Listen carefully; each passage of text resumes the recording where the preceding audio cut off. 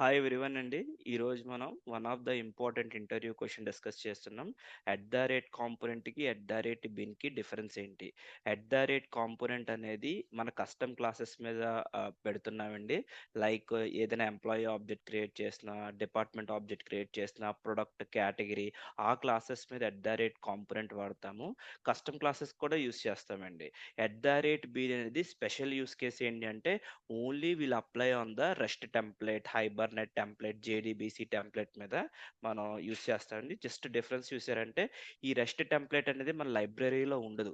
Web డిపెండెన్సీలో ఉంటుంది. So దానికి at the rate bean use చేస్తాము.